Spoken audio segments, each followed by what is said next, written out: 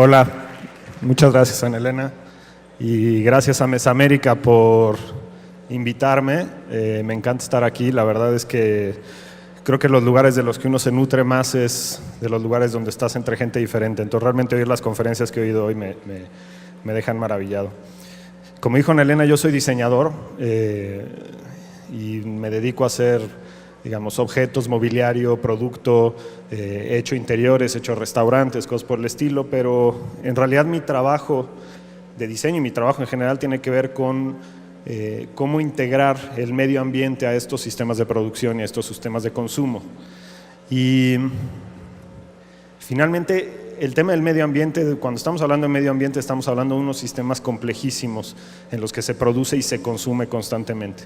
¿Y qué es lo que consumimos? Consumimos recursos, ¿no? El diseño quizás estamos hablando de madera o de metal o de vidrio, pero en cocina estamos hablando de otro tipo de recursos. Y cuando hablamos de cualquier proyecto que entra en este tema, creo que lo primero que tenemos que entender es el contexto. Se ha hablado mucho de este tema de lo local, y finalmente cuando hablamos de lo local estamos hablando de un tema contextual, ¿no? ¿Dónde estamos parados, en qué contexto estamos trabajando y a quién le estamos hablando y a quién le estamos sirviendo? Pero yo tratando de encontrar un contexto, sobre todo cuando hablamos de sistemas de producción y de consumo con una escala y con un impacto masivo, estamos hablando de un contexto que cada vez se vuelve más grande y más grande y más grande. Entonces un poco con la intención de entender este contexto, yo lo que he hecho es tratar de entender no solo el término geográfico, sino el terreno temporal. Y aquí hay una cosa que me parece importantísimo que hay que entender y que les voy a tratar de mostrar con las siguientes gráficas. Cuando hablamos de progreso o cuando hablamos de bienestar, normalmente se habla de tres cosas. De lo primero que se habla es de salud. Y la manera más básica de medir salud es expectativa de vida, ¿no? ¿Cuánto vivimos? Normalmente, expectativa de vida en la historia del ser humano estábamos en 30, 35 años, 40 años. Solo en los últimos 150 años la expectativa de vida se ha duplicado. Esto es brutal. O sea, en muy poco tiempo la expectativa de vida se ha duplicado. Somos un mundo mucho más sano que antes. La segunda cosa que se usa para medir bienestar es cultura. Y la manera más básica de medir cultura es alfabetismo, leer y escribir. Este caso es similar. O quizás más dramático, en el sentido que leer y escribir, pues hubo un momento en el que no existía la escritura, ¿no? Y después se inventa la escritura y durante muchos años, miles de años, se mantuvo como una herramienta de control. Saber leer y escribir era una cuestión de las élites, de las religiones, de los sacerdotes, de gente que tenía control sobre la sociedad. Y después de la Ilustración y sobre todo en los últimos 200 años, ha pasado de ser una cuestión de la élite a ser una necesidad básica.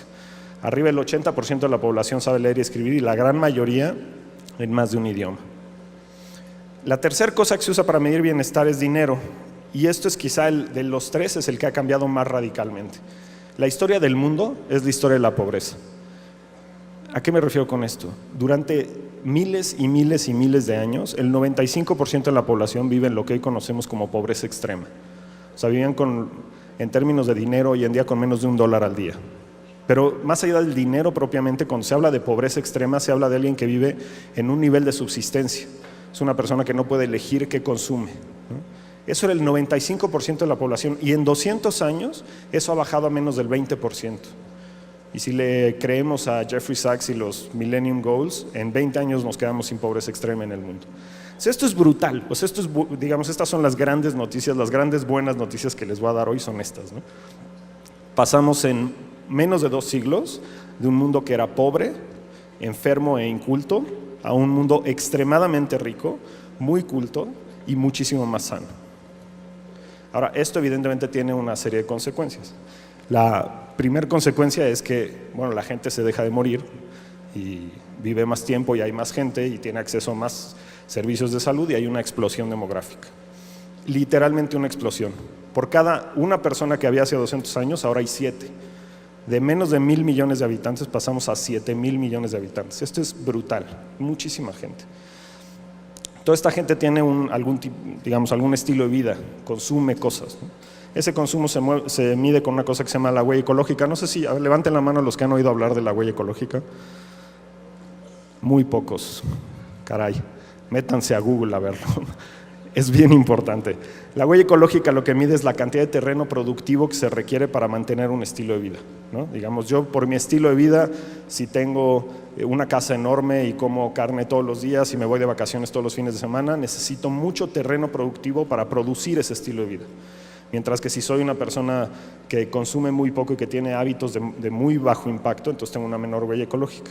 La gráfica lo que muestra es la huella ecológica de la sociedad en su conjunto, de toda la humanidad. El cambio ha sido igual. La línea punteada en medio habla de lo que se llama biocapacidad, que es la capacidad de un ecosistema para regenerarse. Digamos que esa era la capacidad de la Tierra y ya desde los 70s consumimos más de lo que la Tierra puede generar, ¿no?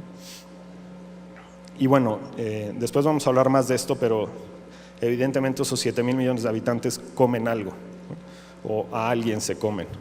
Y bueno, después regresamos a este punto, pero lo que quiero que se acuerden aquí es este tema de, ¿no se ve? Bueno, Living Planet Index, es el índice del planeta vivo, búsquenlo en internet, es un índice que sigue la población, la densidad y salud de población de un montón de especies, ¿no? Nada más en los últimos 30 años ha bajado 35%. Después regresamos a esto. Entonces, bueno, digamos que todo ese bienestar que logramos en 200 años a través de la revolución industrial ha tenido sus impactos negativos. Ahora, ¿cómo logramos esto? ¿Cómo después de miles y miles y miles de años de una estabilidad, de repente la cosa cambia radicalmente? Y esto lo hemos logrado porque aprendimos a utilizar la energía guardada en los combustibles fósiles. No es que los descubriéramos, ya los conocíamos desde siempre, ¿no? Las lámparas de queroseno existen desde hace miles y miles de años. Lo que aprendimos a hacer es a transformar esa energía en trabajo, en sustituir los bueyes y el arado que producían la tierra en un tractor, ¿no? Y en el transporte de las cosas. Para ponerles un ejemplo, la primera máquina que efectivamente transformaba energía de combustibles fósiles en trabajo era la famosa máquina de vapor, que se acordarán de los ejemplos de sus clases de historia. Y esta máquina, para que entiendan la analogía, era una máquina en donde una persona le metía palas de carbón y sustituyó el trabajo de 200 caballos. Cuando ustedes dicen voy en mi coche de 200 caballos, ese es literal, o sea, es un automóvil contra 200 caballos. Es como si ustedes para ir a trabajar todos los días se subieran a 200 caballos. Es ese nivel de energía lo que tenemos en los combustibles fósiles. Y eso es lo que finalmente nos permitió todos estos cambios. Es como si nos hubiéramos sacado la lotería, ¿no? De repente teníamos una cantidad de trabajo extra brutal. Bueno, todos hemos oído hablar de qué pasa con esto. De alguna manera, el tema del calentamiento global y los gases de invernadero y demás sí ha estado en las noticias mucho más que quizá las otras cosas de las que les he hablado, ¿no? Ahora, si se fijan, todas las gráficas tienen más o menos la misma forma, ¿no? Y esto es lo que ustedes tienen que entender. Estamos viviendo una excepción macrohistórica. No hay ningún referente en la historia del planeta donde haya habido un cambio de esta magnitud. Lo que hay que entender es que en esta estabilidad del lado izquierdo, o sea, todas esas líneas que se ven muy parejitas, ahí es donde está la Revolución Francesa, donde están las guerras de los romanos, donde está la conquista de Mongolia, o sea, todos los grandes eventos de los que leen en sus libros de historia están en ese mundo que era prácticamente igual. Era el mismo mundo, no cambiaba de una generación a otra. Digamos, teníamos una generación ahí y después de muchas guerras, el mundo, el planeta como tal seguía igual. El gran cambio es que ahora no es así. Realmente vivimos una excepción macrohistórica. No hay ningún referente de un mundo que haya sido como el que estamos viviendo ahora. Ahora, esto es relevante por dos motivos. Primero, este tema de consumir local. Si le preguntáramos a Buckminster Fuller, que es un pensador y diseñador y arquitecto muy famoso, él decía que teníamos que pensar en nuestro contexto como la nave Tierra, ¿no? Era un concepto como muy de los 60s, de entender el planeta como una burbuja aislada. Y si bien no me malentiendan, evidentemente, o sea, me parece que el consumir local, y mientras más local o mientras más cercano es mejor, pero nuestro local, cuando hablamos de nuestro concepto de localidad, es la tierra, porque no hay otra, ¿no? O sea, si dentro de este contexto nosotros necesitamos un ingrediente y no lo encontramos en el planeta Tierra, no hay un Walmart en la luna al que lo vayamos a conseguir, ¿no? Entonces hay que tener como muy claro este tema, ¿no? Y por otro lado, no solo es una excepción macrohistórica, sino que demuestra una cosa que es muy importante subrayar. Es la actividad humana la que ha generado estos cambios. Y esto tiene dos lecturas, así como los datos que les acabo de dar, hay unos que están increíblemente padres y otros no. Esto también tiene dos lecturas. Una primera lectura sería que, bueno, que le estamos dando en la torre al tema, ¿no? O sea, que estamos teniendo un impacto negativo bastante brutal. Pero el segundo es que una acción concertada a nivel humano genera un cambio, que la sociedad en su conjunto de hecho puede cambiar el planeta. Esto nunca había pasado. Nunca la sociedad había podido decir vamos a cambiar el planeta y lo podía lograr. Esto es una cosa de muchísima relevancia. Ahora, quería regresar a este tema del Living Planet Index y la línea de en medio es el promedio de este índice. El Living Planet Index mide la salud de la población de 1.300 especies de vertebrados en diferentes partes del mundo. Son especies que uno considera como especies insignia, digamos que son animales que si tú ves cuál es la salud de su población, de alguna manera te indican cómo está el resto del ecosistema, ¿no? Nada más en los últimos 30 años, como les decía, ha bajado 35%. Pero ese es un promedio. Dentro de eso hay especies a las que no les ha ido tan mal y especies a las que les ha ido bastante peor, ¿no? Y este es el tema del que les quiero hablar hoy.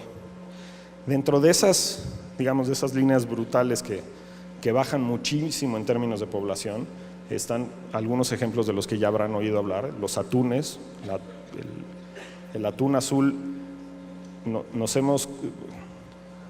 si están conscientes de esto, pero nos hemos comido el 94% de los atunes de los océanos. Por cada 100 atunes que había, nos quedan 6. Este es el tiburón punta blanca. El tiburón punta blanca en México, de cada 100 que había, nos queda 1. Nos hemos acabado el 99% del tiburón punta blanca. 99%.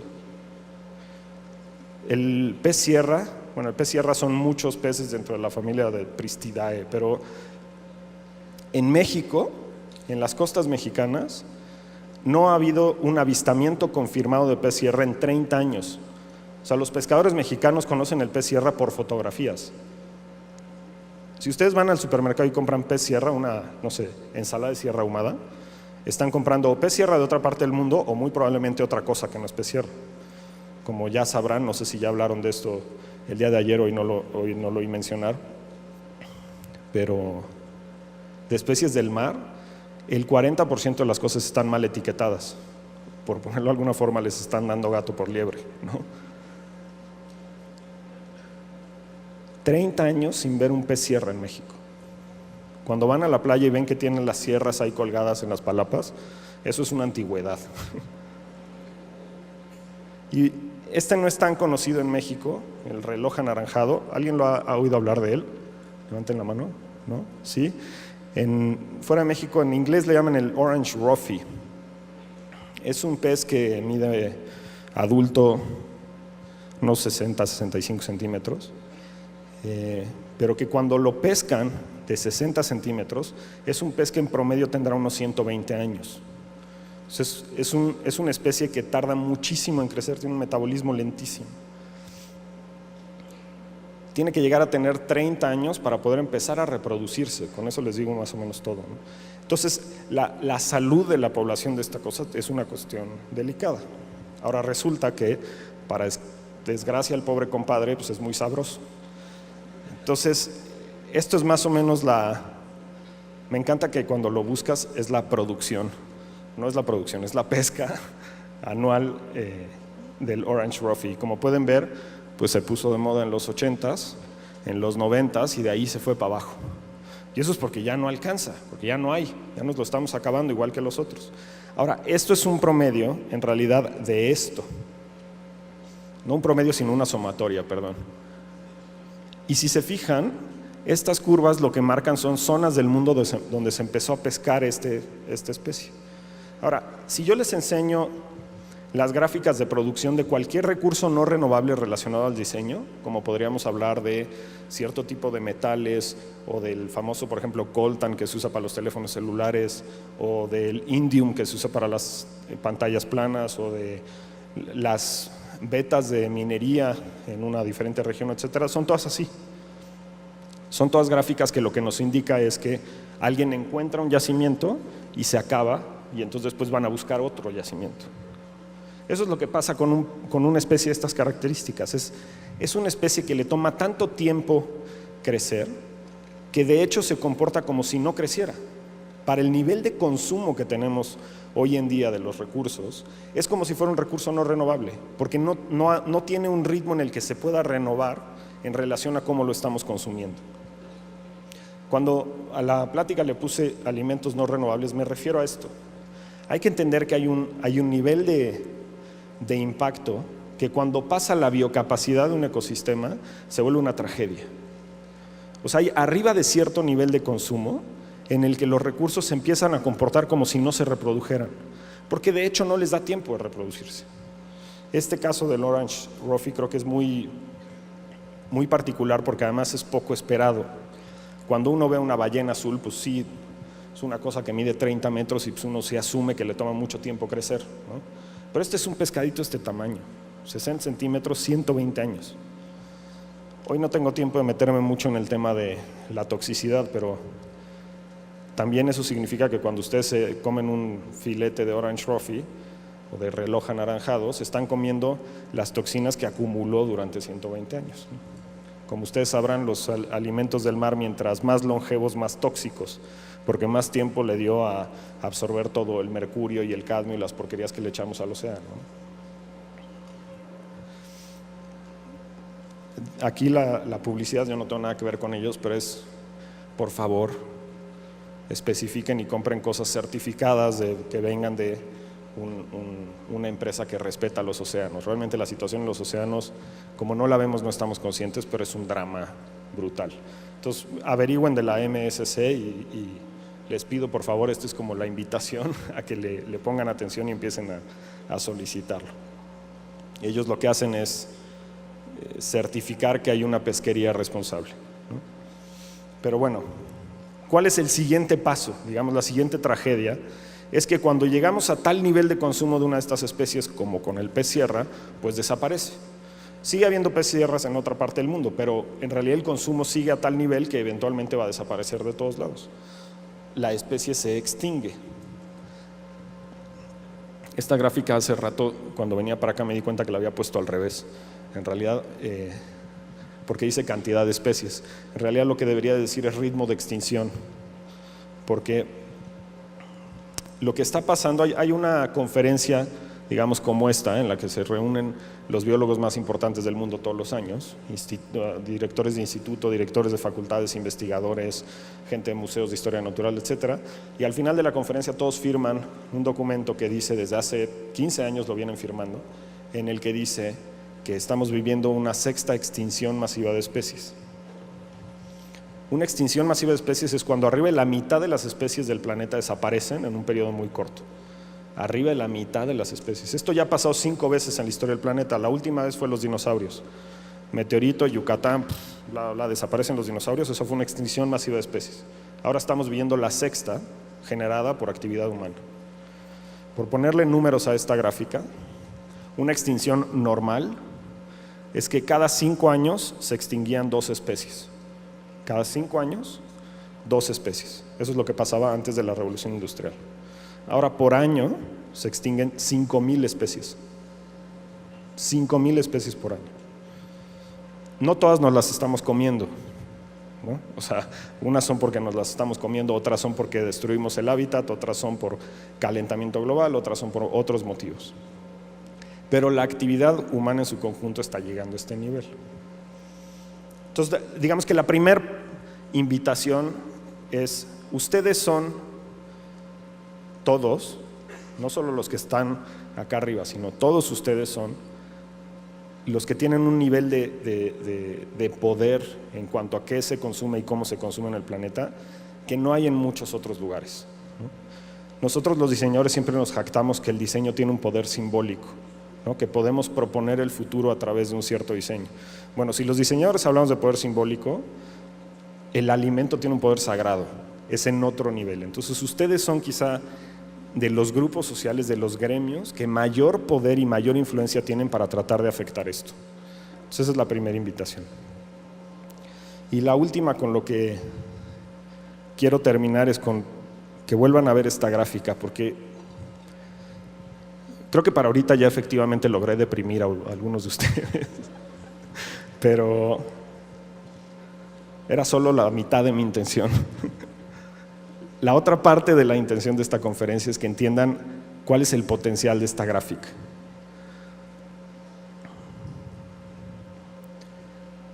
Es la primera vez, repito, que la humanidad puede cambiar el planeta. Esto no había pasado antes, nunca.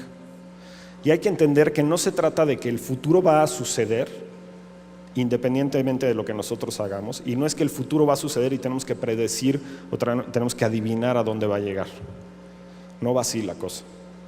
Lo que hay que entender es que el futuro se tiene que proyectar, se tiene que diseñar.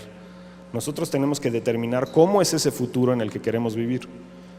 No se trata de adivinar para dónde van estas cifras, se trata de escogerlas, analizarlas y determinar qué queremos de cada una de ellas. Yo evidentemente no quiero regresar a un mundo pobre, enfermo e inculto.